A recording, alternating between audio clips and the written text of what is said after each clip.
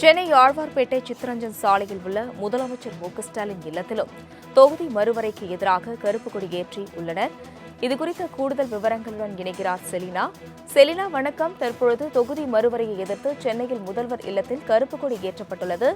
கூடுதல் விவரங்கள். இதனைத் தொடர்ந்து முதலமைச்சர் தரப்பிலிருந்து என்னென்ன நடவடிக்கை மேற்கொள்ளப்பட இருக்கிறது?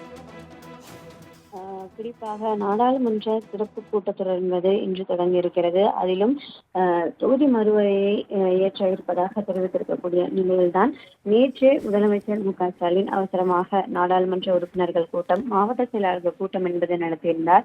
அந்த கூட்டத்தில் கருப்பு கொடி அனைத்து வீடுகளிலும் ஏற்றப்படும் என்று எதிர்ப்பை தெரிவிக்கும் வகையில் ஏற்றப்படும் என்று முதலமைச்சர் தெரிவித்திருந்தார். அந்த வகையில்தான் இன்று காலையிலிருந்தே திமுக தலைமை அலுவலகமான அறிவாலயம், முதலமைச்சரின் இல்லம், மறைந்த முன்னாள் முதலமைச்சர் கருணாநிதியின் இல்லம் என பல்வேறு இடங்களில் கருப்பு கொடி என்பது ஏற்றப்பட்டிருக்கிறது. அதே போல அனைத்து வீடுகளிலும் கூட கோலம் என்பது போடப்பட்டிருக்கிறது. அதில் தமிழ்நாடு என்பது போராடும், தமிழ்நாடு வெல்லும் என்று முதலமைச்சர் மு.க.ஸ்டாலின் இல்லம், அதே போல கோபாலபுரம் இல்லம் உள்ளிட்ட இடத்தில் இந்த கோலம் என்பது போடப்பட்டிருக்கிறது. குறிப்பாக நாமக்கல்லில் முதலமைச்சர் பிரச்சாரம் மேற்கொள்ள இருக்கக்கூடிய நிலையில்தான் நாமக்கல் மாவட்டம் தொகுதி நல்லம்பாளையம் பகுதியில் ஒரு இல்லத்திற்கு முன்பாக கருப்பு கொடியை ஏற்றியும், அதே போல அந்த தொகுதி மறுவரைக்கான அந்த நகலை முதலமைச்சர் மு.க.ஸ்டாலின் தீயிட்டு எரித்தும் தனது எதிர்ப்பை காட்டியிருக்கிறார். அதற்கு பிறகாக தனது எக்ஸ் வலைதளத்தில் ஒரு பதிவொன்றை செய்திருக்கிறார். தமிழ்நாடு எதிர்ப்பு என்பது தீ பரவட்டும் எனவும் பாஜகவின் ஆணவம் விழுங்கட்டும் என்றும் முதலமைச்சர் தெரிவித்திருக்கிறார். அன்று தமிழ்நாட்டில் பற்ற தொடங்கிய இந்தி தீ என்பது சுட்டெரிக்கப்பட்டதாகவும், டெல்லி பணிந்தே பின்பேதான் இந்த தீ என்பது தணிந்தது என்று முதலமைச்சர் தெரிவித்திருக்கிறார். இன்று தமிழரை சொந்த நாட்டில் அகதிகளாக்கும் கருப்பு சட்டத்தின் நகலை எரித்து மற்றொரு தீயை பற்ற வைத்திருக்கிறேன் என்று தெரிவித்திருக்கிறார். இந்தி திராவிடமும் தொடங்கக்கூடிய பரவும் எனவும் பாஜகவின் ஆணவத்தை அடக்கி காட்டும் என்றும் முதலமைச்சர் தெரிவித்திருக்கிறார். தமிழ் எங்கும் பரவட்டும், தாயின தமிழ் மொழி என்பது எங்கள் வளமிக்க உள்ளதாகவும் முதலமைச்சர் தெரிவித்திருக்கிறார். குறிப்பாக இரண்டு நாட்களுக்கு முன்னதாகவே தொடர்ந்து இந்த தொகுதி மறுவரைக்கு எதிர்ப்பு என்பது முதலமைச்சர் தெரிவித்து வருகிறார். தொகுதி மறுவரையை இயற்றினால் மீண்டும் 1950, 60களில் பார்த்த திமுகவை பார்த்த நேரிடும் என்றும் பிரதமருக்கு எச்சரிக்கை விடுத்திருந்தார். பொதுமக்கள் தெருவில் இறங்கி போராடுவதற்கு தயாராக இருப்பதாகவும் முதலமைச்சர் தெரிவித்திருந்தார். அடுத்தடுத்து வரக்கூடிய நடவடிக்கை எடுப்பது தொடர்பாகவும் அவ்வப்போது வழக்கறிஞர்களுடனும் அதே போல மூத்த நிர்வாகிகளுடனும் ஆலோசனை என்பது மேற்கொள்ளப்பட்டு வரக்கூடிய நிலையில் இன்று நாடாளுமன்றத்தில் இது தொடர்பான எதிர்ப்பை காட்ட வேண்டும் என்றும் நாடாளுமன்ற உறுப்பினர்களுக்கு அறிவுரை என்பது வழங்கப்பட்டிருக்கிறது. வாக்கெடுப்பு நடத்தும் பொழுது இது தொடர்பாக குரல் கொடுக்க வேண்டும் என்றும் முதலமைச்சர் தெரிவித்திருக்கக்கூடிய நிலையில்தான் இன்று திமுகவின் அனைத்து இல்லங்களிலும் கருப்பு கொடி என்பது ஏற்றப்பட்டிருக்கிறது. காலையிலேயே முதலமைச்சரின் ஆழ்வார்பேட்டையில் இருக்கக்கூடிய இல்லத்தில் கருப்பு கொடி ஏற்றப்பட்டது. அதே போல கோபாலபுரம் இல்லத்தில் கருப்பு கொடி ஏற்றப்பட்டிருக்கிறது. தலைமை அலுவலகமான அறிவாலயத்திலும் கருப்பு கொடி என்பது ஏற்றப்பட்டிருக்கிறது. முதலமைச்சர் நாமக்கல்லில் ஒரு இல்லத்தில் கருப்பு கொடியை ஏற்றியும், அதே போல தொகுதி மறுவரைக்கான அந்த நகலை எரித்தும் தனது எதிர்ப்பை காட்டியிருக்கிறார். செலினா, தொகுதி மறுவரை தொடர்பாக ஏற்படும் பாதிப்புகள் என்னென்ன? முதலமைச்சரை தொடர்ந்து யாரெல்லாம் இதை பின்பற்ற இருக்கிறார்கள்? அதாவது தொகுதி மறுவரை என்பது கடந்த 2 மாதங்களுக்கு முன்னதாகவே மத்திய அரசு கொண்டு வர இருப்பதாக தெரிவித்திருந்த போதே தமிழ்நாடு முதலமைச்சர் மு.க.ஸ்டாலின் இதுக்கு எதிர்ப்பு தெரிவித்திருக்கக்கூடிய தென் மாவட்டங்களில் இருக்கக்கூடிய குறிப்பாக முதலமைச்சர்களை அழைத்தும், அதே போல பல்வேறு கட்சியின் தலைவர்களை அழைத்தும் பேச்சுவார்த்தை என்பது நடத்தியிருந்தார். இது தொடர்பாக ஒரு கடிதம் ஒன்றை பிரதமருக்கும் அனுப்பியிருந்தார்கள்.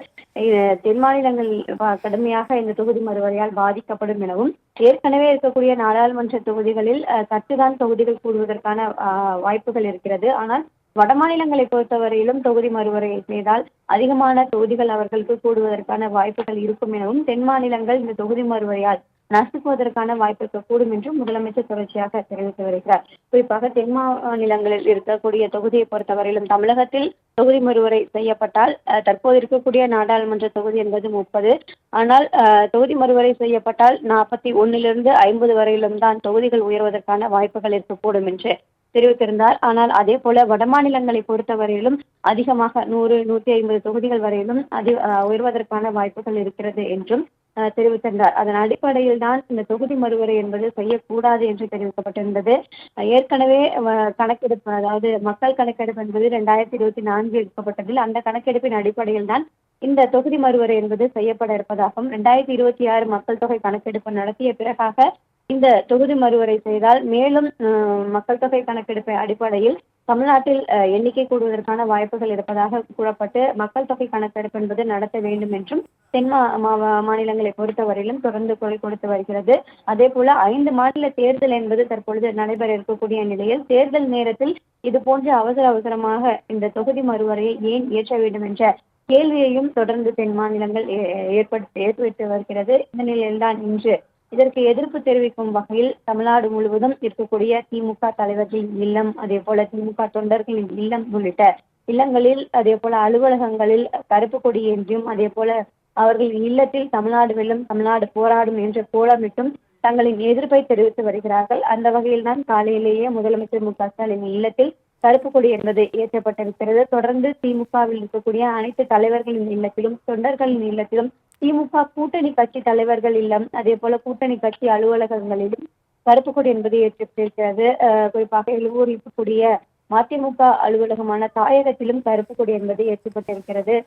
காங்கிரஸ் அலுவலகத்திலும் அதே போல காங்கிரஸ் தொண்டர்களின் இல்லத்திலும் கூட கருப்பு கொடி ஏற்றுவதற்கான அழைப்பு என்பது வெளியிடப்பட்டிருக்கிறது. அந்த வகையில் தான் இன்று ஒரு நாள் தங்களின் எதிர்ப்பை காட்டும் வகையில் கருப்பு கொடி என்பது ஏற்றப்படும் என்று தெரிவிக்கப்பட்டிருக்கிறது. அடுத்தடுத்து இது போன்ற நடவடிக்கை, அதாவது தொகுதி மறுவரை இன்று நாடாளுமன்றத்தில் முழுமையாக இயற்றப்பட்டால் அடுத்து என்ன நடவடிக்கை எடுக்க இருக்கிறது? திமுக உள்ளிட்ட மதச்சார்பற்ற முற்போக்கு கூட்டணி சார்பில் போராட்டம் என்பது அறிவிக்கப்பட இருக்கிறது. எந்த மாதிரியான போராட்டம் அறிவிக்கப்பட இருக்கிறது, எவ்வாறு இந்த தொகுதி மறுவரையை மீண்டும் பெற வேண்டும் உள்ளிட்டவை தொடர்பாக அவ்வப்போது ஆலோசனையும் கூட நடத்தப்பட்டு வருகிறது. தேர்தல் நேரத்தில் இது போன்ற நடவடிக்கையை முழுமையாக தவிர்க்க வேண்டும் என்றுதான் முதலமைச்சர் உள்ளிட்ட தென் மாநிலங்களில் இருக்கக்கூடிய முதலமைச்சர் தலைவர்களின் கோரிக்கையாகவும் முன்வைக்கப்பட்டிருக்கிறார்கள். விவரங்களுக்கு நன்றி செலினா.